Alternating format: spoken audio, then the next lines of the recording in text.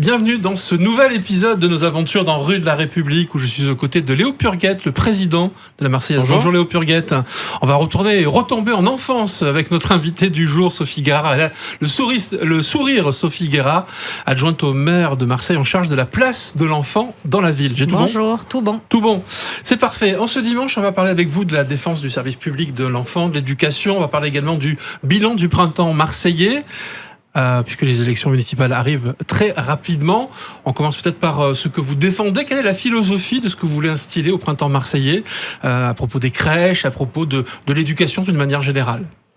Alors je crois que la philosophie du printemps marseillais, c'est le service public avant tout et un service public de qualité. Et c'est ce qu'on a essayé de faire sur ce qui nous concerne sur ce mandat, c'est-à-dire sur les crèches, sur les écoles, à savoir déjà la rénovation du bâti, que ce soit pour les crèches et les écoles, pour que les bâtis municipaux soient en bon état ou en très bon état et permettent aux enfants d'être bien et aux adultes également. Il y avait du boulot ? Il y avait beaucoup de boulot sur les écoles. Je crois qu'on a. C'est plus la peine de le dire. Cet épisode. Et puis, c'est l'enseignante qui peut vous le confirmer. Sur les crèches, c'était un petit peu pareil. Alors, dans une moindre mesure, parce que quand même, c'est contrôlé par la PMI, donc ils n'ont pas pu faire n'importe quoi et tout laisser à l'abandon.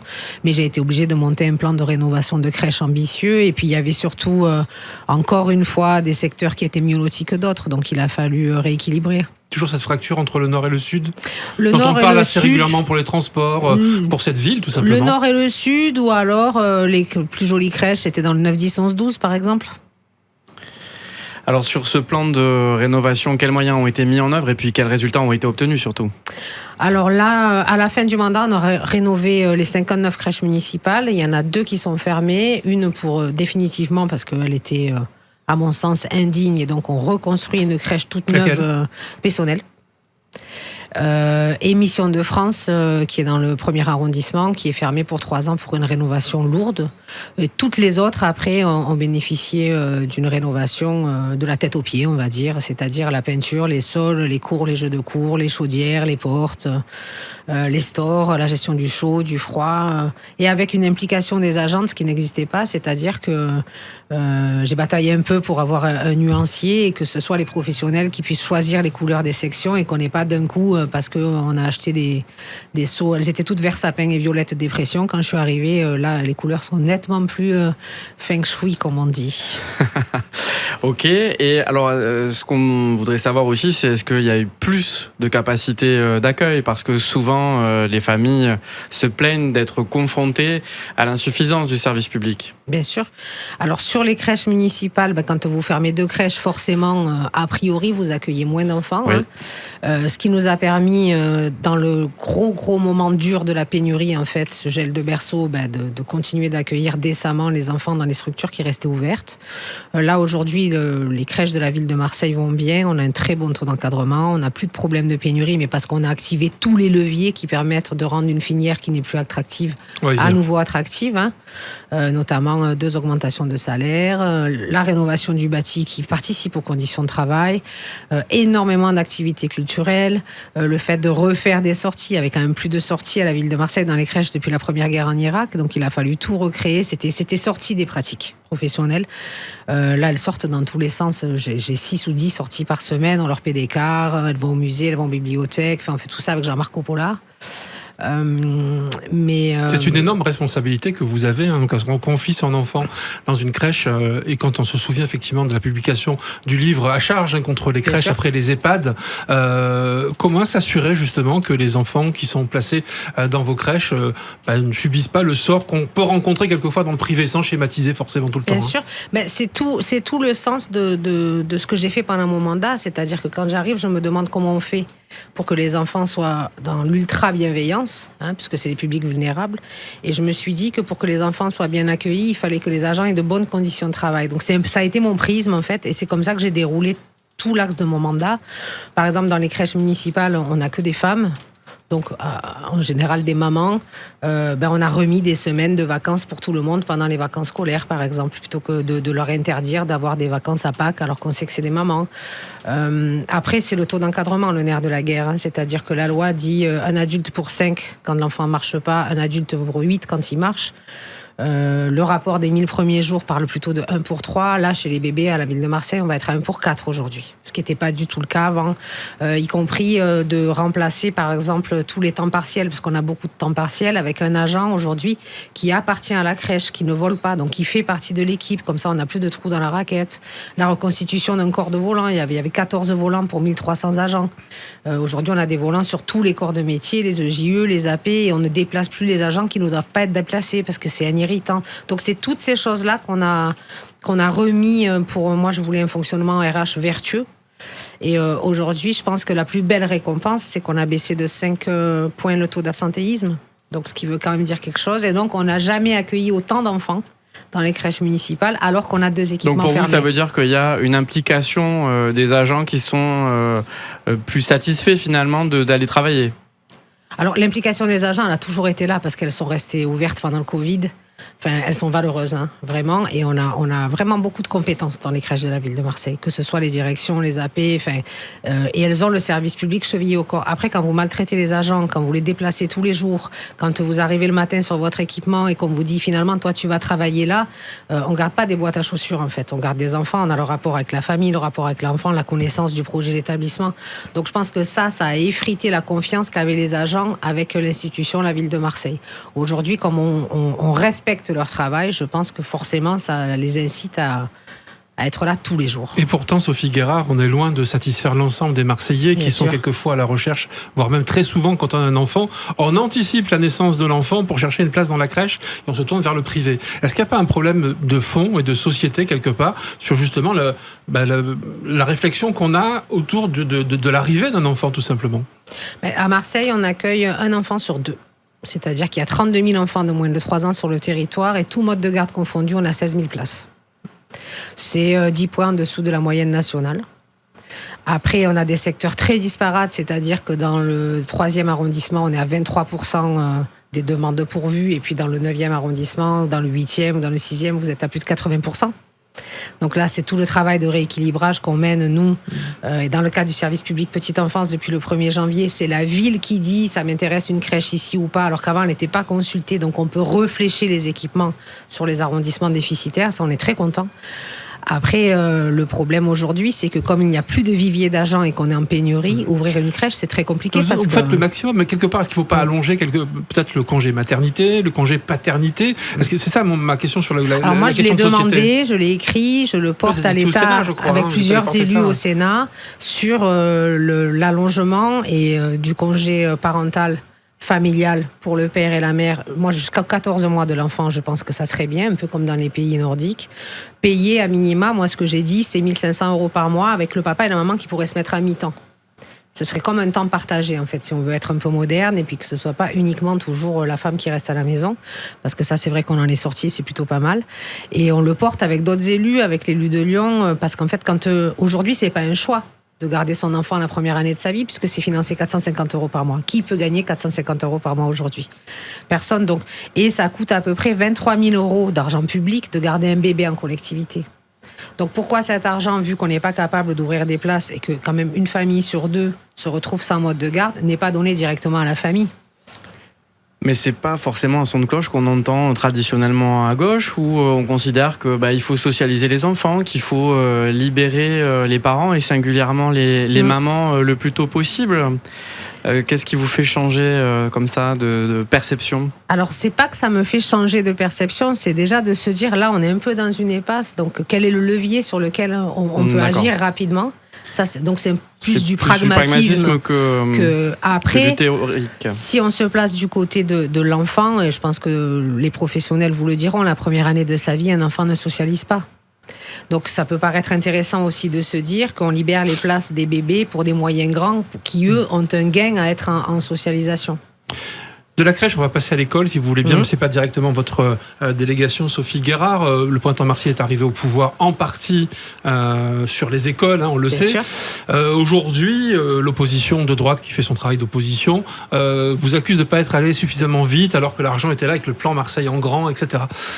Question traditionnelle, qu'est-ce que vous répondez?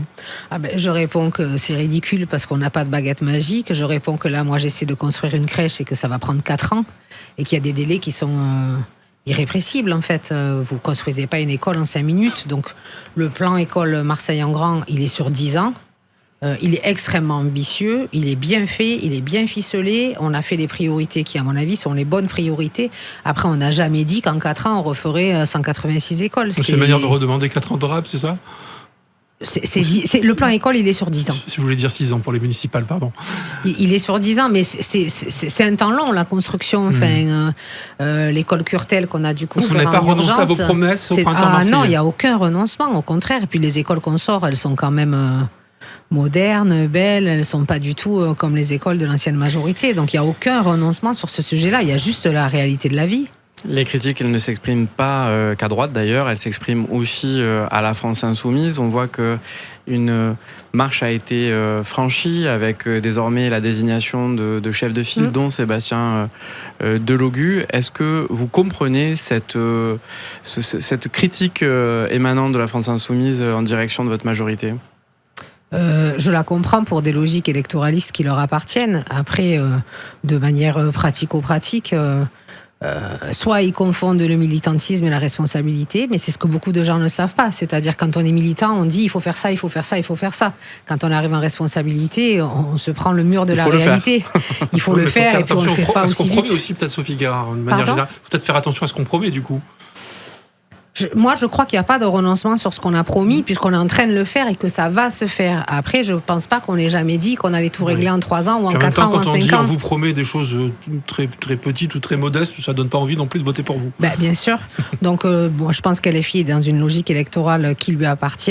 Et au regard de la menace du Rassemblement national sur la ville, ça me semble très irresponsable. Alors justement, le Rassemblement national qui est, dit-on, ça reste encore à prouver à Marseille, aux portes du pouvoir, avec son chef de file qui pourrait revenir avec son petit parachute depuis Vitrolles-Marignane à Marseille. Je parle de Franck Alizio.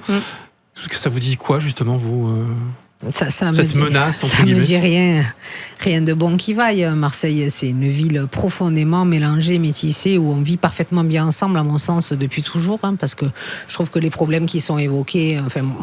on les ressent pas forcément. Moi, dans mon école, j'ai une mixité magnifique. Dans toutes les crèches, il y a des mixités magnifiques. Et ça va bien, mais on va faire les choses pour que ça n'arrive pas. On va pas laisser fracturer notre ville comme ça. Il n'y a pas de problème d'insécurité. On voit que c'est quand même des thèmes de pré-campagne de Benoît Payan, qui vient de mettre la police municipale au cœur de la porte d'Aix. Il y a quand même des soucis dans cette ville. Il y a des problèmes d'insécurité, comme dans toutes les villes, comme dans toutes les grandes villes, essentiellement liés au narcotrafic. Et c'est pas forcément Marseille plus que d'autres. Enfin, ça se passe mal un peu partout en ce moment, le narcotrafic. C'est pas une problématique marseillaise. Après, que va faire de plus le Rassemblement national, à part que de dire c'est la faute à telle communauté, alors que c'est pas forcément le cas. Et ça va juste fracturer la société et réactiver les antagonismes. Enfin, moi, je vois que du danger et que des mauvaises choses. Et puis en plus, quelle est leur capacité à être en responsabilité ? Chaque fois qu'ils ont été élus, que ce soit à l'Europe ou dans d'autres instances, ils siègent pas et ils font rien. Être élu, c'est du travail, quoi. Justement, est-ce que cette tension quand même qui traverse notre société en général, vous la ressentez dans les familles ? Est-ce que vous la ressentez dans ces établissements qui sont censés être un peu des bulles de protection ? Est-ce que cette montée de la violence, de l'agressivité, vous la ressentez ? C'est pas ça la préoccupation des familles et c'est pas ça qu'on ressent. Ce qu'on ressent aujourd'hui, c'est l'appauvrissement des familles. Oui. Et si on demandait vraiment aux gens quel est leur principal sujet ou préoccupation, c'est pas la montée de la violence, c'est le fait que leur frigo est vide et qu'à partir du 15 du mois, c'est compliqué. Vous allez devoir quand même répondre à cette question. En quoi est-ce que le quotidien des Marseillais, qu'ils soient famille, âgés, jeunes ou pas, est mieux depuis que le printemps marseillais est arrivé au pouvoir ? En quoi ? Alors, je pense qu'il est mieux dans le sens où on a énormément amélioré l'accès aux services publics et la praticité des services publics. Pour vous prendre un exemple sur l'école, avant, vous étiez obligé de vous inscrire, si vous vouliez que votre enfant reste en garderie du soir, il fallait l'inscrire tous les soirs et payer pour tous les soirs. Aujourd'hui, si vous êtes une famille en garde alternée, si le papa en a besoin, il peut l'inscrire. Et puis la semaine d'après, si c'est la maman, elle peut ne pas l'inscrire. Vous pouvez faire des mixtes entre la garderie et l'étude. On a fait énormément de flexibilité gratuité pour que ce soit le moins coûteux pour les familles. Et on a fait aussi énormément de gratuité. Et ça, je pense que sur l'accès aux services publics, sur le fait qu'il y ait des relais dans toutes les mairies de secteur, dans tous les bureaux municipaux de proximité pour s'inscrire quand on a des difficultés à aller sur Supermino, par exemple. Je pense que ça, on l'a vraiment bien travaillé et que ça fait partie de comment accéder aux services publics. On accompagne mieux les familles et on est beaucoup plus collé à leurs besoins, en fait. Alors, vous l'avez effleuré tout à l'heure, vous vous préoccupez aussi de la culture pour les enfants, de ce qui se passe en dehors de l'établissement. Est-ce que vous pouvez nous en dire plus ? Est-ce que c'est massif ou est-ce que c'est un peu gadget ? C'est massif, comme tout ce qu'on fait. Je pense qu'on a plus de 200 sorties par an. Au début, je suis partie un peu toute seule dans la culture parce qu'il y avait des activités culturelles dans les crèches, mais c'était les familles qui payaient. Et je me suis rendu compte, en fait, que les familles qui ne payaient pas, les enfants, ils ne participaient pas. Donc là, j'ai dit, on arrête tout. Et je vais trouver les sous pour refinancer. Donc aujourd'hui, la ville, elle refinance des activités culturelles chaque semaine, dans chaque section, en musique essentiellement. Et après, il y a tous les partenariats qu'on a fait avec le musée d'art contemporain, avec le musée Borelli, avec le Mucem plus récemment, avec l'opéra où on a amené 350 enfants le même jour voir l'orchestre philharmonique de Pierre et Leloup quand même. Ça, c'était, on se met des gros défis à la direction petite enfance, on s'amuse bien. Et on fait le pari, à chaque fois on a 3 enjeux, c'est-à-dire que c'est pour l'enfant. Le rapport des 1000 jours dit qu'il ne faut pas attendre et parle de santé culturelle, de toute façon, entre 0 et 3 ans. C'est pour les professionnels petite enfance parce que ça leur fait des projets, etc. Et c'est pour les familles parce qu'on les amène avec nous. Et cet aller vers les familles, c'est pour nous l'idée qu'après ils vont y retourner avec leurs enfants, qu'ils auront découvert que les musées c'est gratuit, que les bibliothèques c'est gratuit, que c'est adapté à leurs tout petits et que donc ils pourront nourrir culturellement leur enfant sans nous. Marseille a accueilli les rencontres internationales de la classe dehors. Alors, ça peut paraître contre-intuitif. Dans une ville, on se bat pour reconstruire des écoles. Qu'est-ce que ça apporte aux enfants d'aller dehors pour découvrir des choses ? Mais c'est le bonheur d'aller dehors. Déjà, on ne laisse pas les enfants enfermés toute la journée, tous les jours, pendant une année scolaire complète. Moi, quand j'étais enseignante, on partait à la journée 1 fois par mois. Découvrir un parc, un musée, Notre-Dame de la Garde, le musée d'histoire, le parc Borelli. C'est quand vous préparez une sortie, parce qu'évidemment il y a un travail en amont quand vous sortez avec des enfants, vous lisez des choses qui font sens. C'est pas juste une photocopie, c'est par exemple vous allez lire le plan du métro pour savoir où est-ce qu'il faut sortir. Donc c'est un vrai écrit qui fait sens. Après, la différence entre un enfant qui observe un arbre et un bourgeon et de la fleur au bourgeon ou un enfant qui travaille sur une photocopie noir et blanc, je crois que on voit bien la différence. Donc moi, c'est un projet que j'ai porté depuis 3 ans, la classe dehors. On a fait la crèche dehors, on avait 6 sorties cette semaine-là. Et ça fait du bien à tout le monde. Les enfants, on ne peut pas les laisser enfermer tout le temps. Alors on vient de prendre un bol d'air et merci pour ça, Sophie Guérat. Je voudrais qu'on revenait quand même à la politique encore une fois, puisqu'au mois de mars prochain, on aura eu évidemment les élections municipales. Là, vous serez plus sur la critique du programme précédent, vous serez sur la défense de votre bilan. Et quoi d'autre ? La défense de notre bilan et puis ce qu'on projette de faire sur le second mandat. Par exemple, moi, sur la petite enfance, là, j'ai dû me concentrer sur la relance des équipements municipaux. C'est-à-dire, pour moi, on n'ouvre pas une 60e crèche municipale quand on a 59 crèches municipales dont il faut s'occuper. Donc, c'est ce qu'on a fait sur ce mandat-là. Sur le prochain mandat, on espère quand même arriver à ouvrir 1 ou 2, voire 3 nouvelles crèches municipales parce que c'est le cœur de notre programme, de travailler en régie avec des agents municipaux, avec des fonctionnaires territoriaux. Vous parlez de Marseille comme une ville à hauteur d'enfant. Qu'est-ce que ça veut dire et qu'est-ce que ça voudra dire dans un second mandat ? Avec le petit autocollant. Avec mon petit autocollant. Ça veut dire qu'il faut qu'on arrête d'oublier que les enfants sont des utilisateurs de l'espace public et qu'il faut leur rendre la ville. On a la ville la moins cyclable, la moins marchable. De toute façon, on est les grands gagnants du moins partout. Il faut que les enfants puissent circuler à niveau. C'est pour ça qu'on aménage les rues des enfants pour faire des parvis, pour que l'espace devant l'école soit un espace sécurisé et pas dangereux et que les parents ne soient pas agglutinés. Enfin, il faut sortir du tout voiture et on ne va pas dire qu'il faut passer au tout enfant, mais un peu enfant quand même. Alors ce petit autocollant que vous distribuez dans les commerces, il est destiné à quoi rapidement, Sophie Guérat ? Il est destiné à dire que dans ce commerce-là, un enfant qui a peur peut dire « j'ai peur, protégez-moi ». Dans ce commerce-là, un enfant qui a soif ou qui a envie d'aller aux toilettes peut dire qu'il a des besoins fondamentaux très simples. Et dans ce commerce-là, un enfant peut dire « je suis perdu, il faut téléphoner à mon parent s'il connaît le numéro ». C'est un tout petit début. On n'a pas mis grand-chose justement pour que pour cranter. Et je pense qu'après, ça pourra être aussi des commerces où on aura des plans de change pour les bébés. On pourra voir ça de manière évolutive. On est au terme de notre émission. Sophie Guérard, adjointe au maire de Marseille en charge de la place de l'enfant dans la ville. Quelle est votre définition ? Qu'est-ce que pour vous la République ? Alors la République, pour moi, c'est la res publica, c'est la chose publique. Ça veut dire que le pouvoir, normalement, est au peuple par des biais d'élection et qu'il est centré sur ses besoins à lui. Moi, je vous dirais que pour moi, une des incarnations de la République, c'est l'école publique, gratuite, laïque, la même pour tous, et qui permet à chacun d'avoir son accès à un futur désirable. Voilà, une définition qui peut résonner avec l'actualité, le rapport notamment sur les frères musulmans, même si vous n'y pensiez pas forcément à ce moment-là. Pas du tout. Merci d'avoir été en notre compagnie sur Maritima. Merci beaucoup. Pour cette nouvelle émission Rue de la République. Merci à Léo Purguette également. Merci. À la semaine prochaine et passez une bonne journée. Merci.